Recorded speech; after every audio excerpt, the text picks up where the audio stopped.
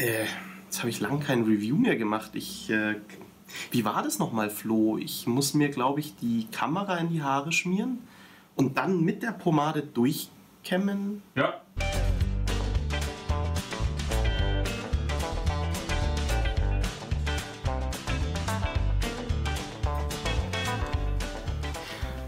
Einen wunderschönen guten Tag miteinander. Ich bin der Alex von Pomadeshop und ich darf heute mal wieder ein Review für euch machen. Und zwar feste, ölbasierte Pomaden. Kennt ihr bei mir wahrscheinlich eh schon, dass ich dafür zuständig bin. Und wie ihr schon gesehen habt, Dapper Dan Strong. Ja, Zeit wird's. Wir haben uns wirklich lange aufgeschoben, möchte ich meinen. Der Flo hat ja schon die Medium reviewed, relativ früh. Und ich bin natürlich für die festen Pomaden zuständig, deswegen mache ich die Stronghold. Vom Design her unterscheidet die sich jetzt eigentlich gar nicht von der Medium. Einziger Unterschied ist, dass man oben dieses kleine Strong-Wimpelchen hat und an der Seite wird es auch nochmal stehen Stronghold. Aber so auf den ersten Blick auf die Entfernung muss man immer schon mal genauer hinschauen, da die Strong oder die Medium habe.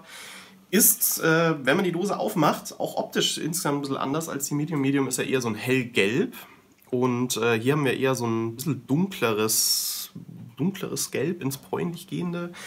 Und ja, vom Duft her ziemlich dezent. Das ist, ich finde es relativ erdig, mit so einer bisschen blumigen Note, aber eher herb. Also das ist jetzt kein süßer, frischer Duft, sondern eher wirklich zurückhaltend herb und ist auch nichts, was einen irgendwie auf die Nerven geht oder was den ganzen Tag super stark duftet, wo man sich dann irgendwann denkt, so, boah, ich will jetzt was anderes, sondern schöne Pomade auch für jeden Tag. Und dann gucken wir uns die doch mal an, wie die vom Schmieren ist. Also man sieht schon, die ist relativ matt, auch von der Oberfläche her.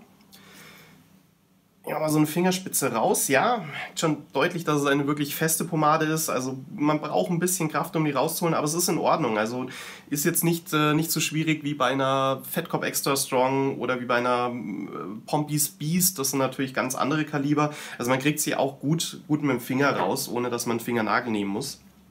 Und vom Verreiben sieht man schon eine sehr, sehr wachsige Pomade. Also hat jetzt nichts mit den Klassikern zu tun, wie Decks und Murrays, wo man diese klebrige Konsistenz hat, sondern tatsächlich eine sehr, sehr wachsige, doch gut widerspenstige Konsistenz. Und Hände werden dann auch so leicht gelblich, aber das verschwindet dann gut in den Haaren. Die Haare sind auch leicht feucht. Dann schauen wir mal, wie die so reingeht in die Haare. Und das ist an sich sehr, sehr gut für eine feste Pomade. Also da so, ja, sind wir mal wieder bei vielleicht einer Beast Grease, bei einer Bone Crusher, irgendwo in der Kategorie der Festigkeit. So nicht allzu schwierig, nicht zu viel ziehen in den Haaren. So gut reinarbeiten. Ansonsten bei festen Pomaden, bei der geht es ja jetzt halt mit dem Finger, habt ihr ja gut gesehen.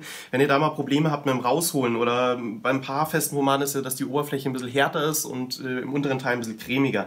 Dann nimmt wirklich den Nagelrücken und schiebt die euch raus. Dann ist die deutlich leichter zu verarbeiten, deutlich leichter rauszuholen. Das funktioniert bei allen festen Pomaden, wenn ihr da Probleme habt. Und wenn ihr es auf dem Fingernagel hattet, diese Schicht, wo ihr rausgeschoben habt, die ist schon mal weicher. Also das ist dann auch noch mal leichter zu verreiben. Das wäre noch mal ein kleiner Tipp am Rande für alle festen Pomadennutzer, die da hin und wieder Probleme haben. Funktioniert eben auch bei diesen ganz festen Kalibern, wie eben sowas wie bei einer Pompey's Beast, sehr, sehr gut. So. Ja, während ich hier mir die Haare voll knete mit dem wunderbaren Stoff, wäre es natürlich super genial, wenn ihr uns ein Abo dalassen könntet und einmal auf den Knopf drückt. Dann, das würde uns tierisch freuen und ihr würdet natürlich immer benachrichtigt werden, wenn ein neues Video kommt von uns. Das wär schon klasse. So, ich glaube, da geht noch ein bisschen was. Ihr seht wieder extrem lange Haare. Aber das werde ich euch, ich weiß, wir haben es jetzt schon öfters angeteasert, im Pomp-Tutorial mal erzählen, warum ich so lange Haare habe. Machen wir aber demnächst. Diesmal lassen wir euch nicht so lange warten damit. So, noch einen Finger rein und dann gucken wir mal, wie das zu stylen geht.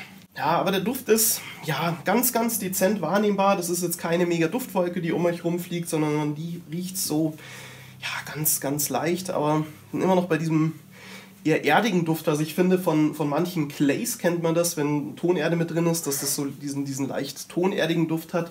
Tatsächlich finde ich, geht es in die Richtung. Und was auch interessant ist von den Inhaltsstoffen, das ist jetzt die Pomade ist nicht mit Bienenwachs, sondern mit einem pflanzlichen Wachs, mit Carnauba-Wachs. Und ist wirklich ja, rein natürliche Pomade und eben auch veganerfreundlich mit den Inhaltsstoffen. So, machen wir uns mal die Finger sauber und dann schauen wir uns das mal vom Durchkämmen an,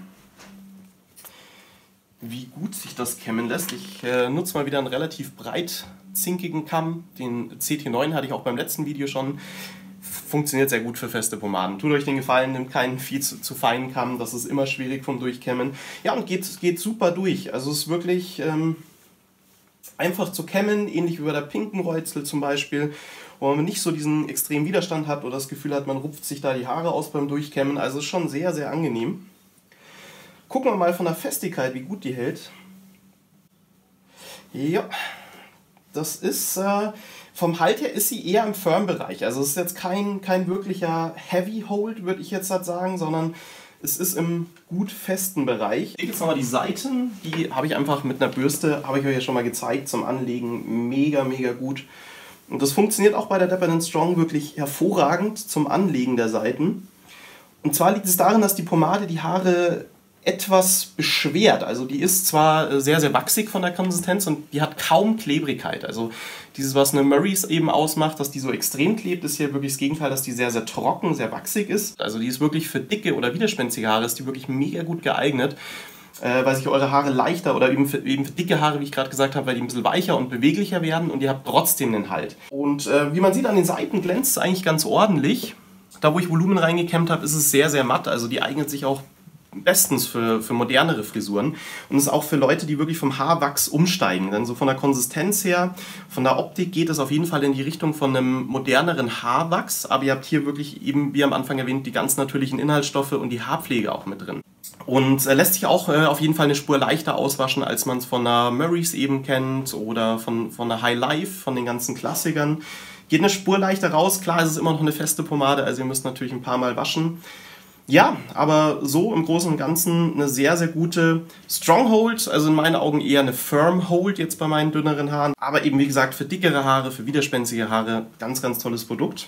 Und ja, ich glaube, ich habe euch alles zu der Dapper Strong erzählt und würde mich freuen, wenn ihr mir ein Like da lasst. Und dann sehen wir uns bald mal wieder auf eine schöne, feste, ölbasierte Pomade. Macht's es gut, Servus!